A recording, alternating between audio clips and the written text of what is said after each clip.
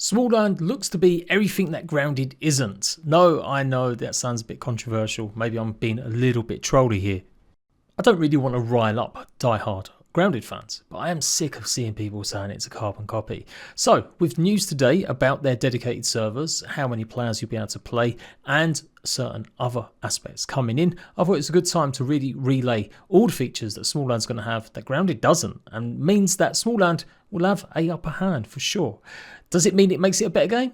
Who knows? We'll have to wait and see when it launches and when it's gone into 1.0. Grounded is amazing, but there's definitely room for more. And I'm branching out. I want to play more games, and I think SMALLAND is going to be perfect for me. So give the video a chance. Actually watch and listen to the differences and see for yourself if it's going to be something you like. Submerged Games put out a video detailing exactly what's going to go on. They're not going to have dedicated servers at launch. They're only going to have local, basically co-op play. So you will be able to join with up to 10 people, so 9 of your friends plus you.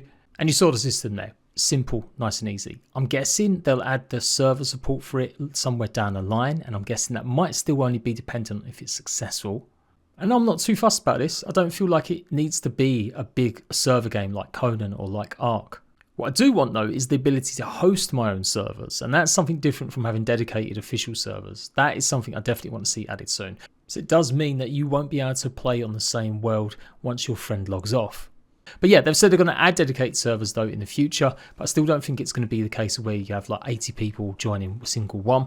This is not a PvP focused game, and just like I predicted when they used the word PvP in their kind of release date trailer and info, it did get a lot of people hyped and excited for it, and then they had to dial it back a little bit and actually explain actually it's just friendly fire.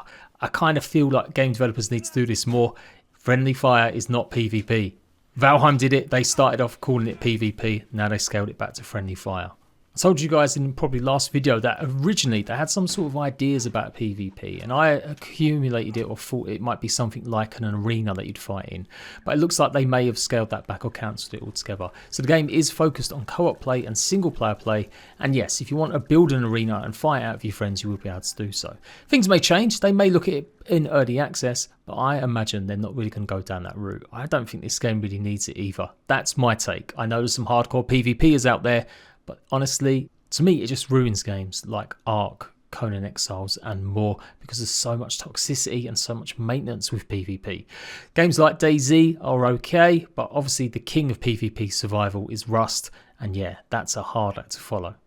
Some other nuggets of information: they're planning a peaceful mode, not creative yet, but a peaceful mode, but that won't be there at launch.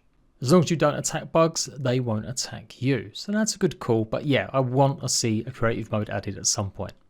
And just like I explained to you guys in the last few videos, and a good few times now, something really unique they're doing is being able to take your base with you. You can basically claim a tree, you can join another world, or maybe it'll be even another game, as long as it's the same character, and you'll be able to take your base to that world. So if you want to meld your base with your friends and join them for a session, you'll be able to claim a tree in their world, and it will simply then build your base in their world. This is a fantastic idea, similar sort of to the way that Fallout 76 works, where you can place your camps anywhere in any server. Pretty much the same deal, but a bit more organised.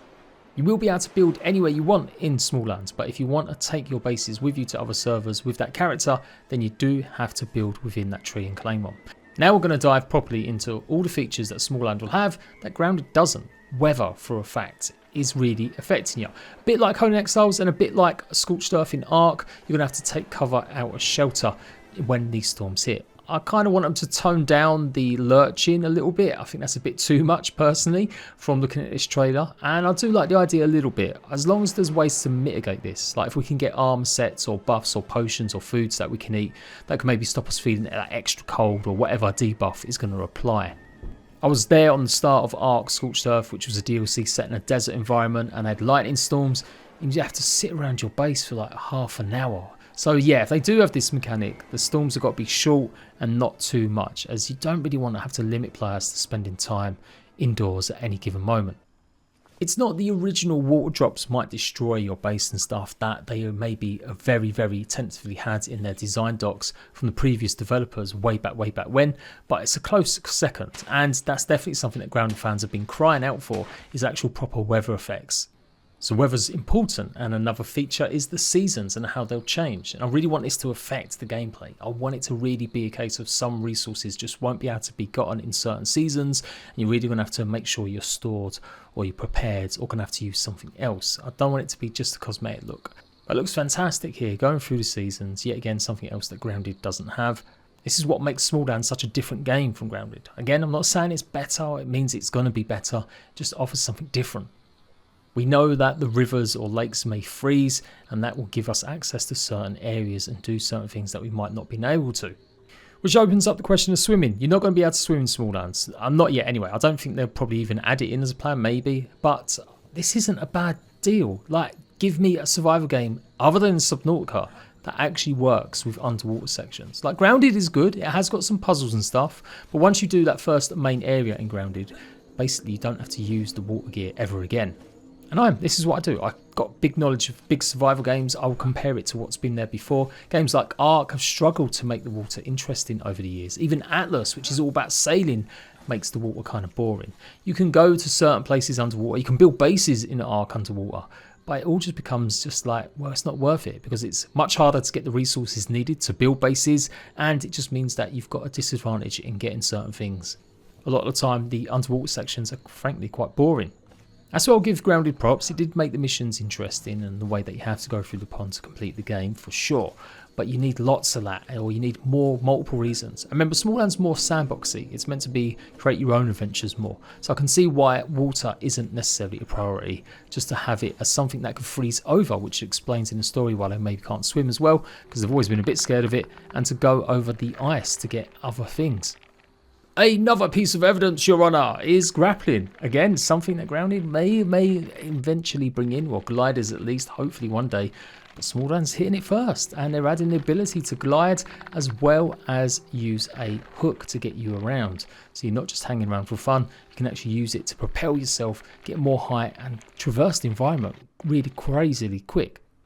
And it might need it. Obviously, the map is going to be quite large. That's what the devs have said, with biomes being pretty expansive. With the idea of building in trees, you don't want to have to just be climbing them all the time. So I don't think we're going to have access to the claw at first. It does look like it's also a consumable. So you maybe will have to have a big collection of them.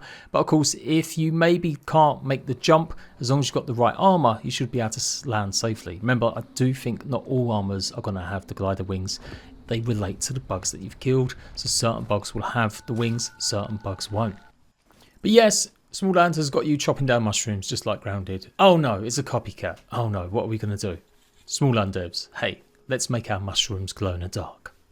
We see a lot more of the armors and weapons as well. I love this set as well, and I think that's one of the game's strengths. The different armors that I first reported on ages ago, and I've got some exclusive stuff to show you guys.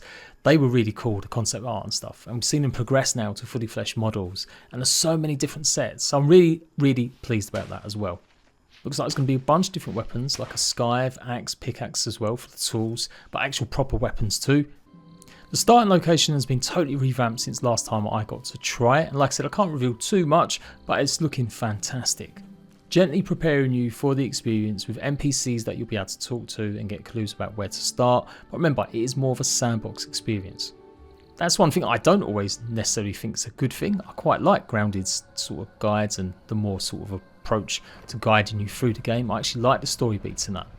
But I realise it's not for everyone. Some people just want to live their own lives as a little small person. Fighting big massive bugs? How about boss variants, or much harder variants at least anyway. This is a luba, which is I guess related to a grasshopper, and yeah, not such a friendly one. That key component of taming creatures, again something that Grounded doesn't have, not properly anyway. We've already seen us jumping around on a grasshopper. I ain't gonna lie, I now want a luba. I don't want a grasshopper version, I just want this one. It'd be really cool if there was extra steps to take to have to tame some of these more elite creatures. But yeah, don't know if it's a boss, don't know if it is just an elite creature, but yeah, it looks pretty cool. Customization is a big part of the game, being able to choose your body shapes and different aspects of your character, hair and style. And again, they've got lots and lots of options that have shown off a bunch of times now. So all that underneath your armor will look good, I'm sure. If you're looking or worried about combat or especially range, then we get a good look at fire arrows being used to take down a butterfly and some of the stuff that you'll be gathering and harvesting from the bugs.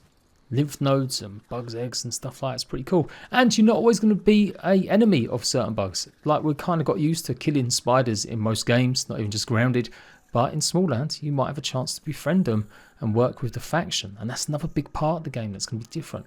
Realising that these factions you might have to do quests for to get them on your side. And maybe that will reduce how much damage or aggro you take from certain factions or bugs in the real world. The real world. I don't know why I said real world there. I'm going to leave that in. And that's pretty much it. That's all the social media clips that I haven't really seen or shown you guys in a while. So pretty much this was what I first experienced SMALLAND Lite. I got given a chance to test it. And again, I can't really talk too much about it because it's still probably under NDA and stuff. But you can see the huge improvements and differences a year and a half or more have made. So yeah, I'm not going to be a Debbie Downer. I'm not going to be some of these weirdos that are just hating on the game. I mean, sure, I have an opinion, say you don't like it or whatever. That's fine. But then some people are going out of their way to really kind of just crap on something. The game's obviously going to be here soon, March the 29th. I'm going to be all over it, of course I am. Hopefully, anyway, at least. I am a busy guy at the moment. I'm doing a lot of content for my main channel, covering Sons of the Forest. We've got Valheim on Xbox launching, which I'll be doing lots of videos for as well. And I've got a lot of stuff planned in April too. But I definitely want to give this a really good show. So expect lots of guides and gameplay from me. And if you guys are interested in it and I really like it, then I'll make it one of my main games. To me, that's got a great synergy. SMALLAND and Grounded, whenever we do get a big update for that. Running side by side for the next sort of 9 months, that's a pretty good look. Otherwise, I'll be hitting Minecraft Legends also, and I'm sure a whole ton of other games. But for now, SMALLAND has definitely got my attention. I can't wait to show you guys more of it. Let me know what you think about the game, and I'll see you right back some more very soon. Bye-bye.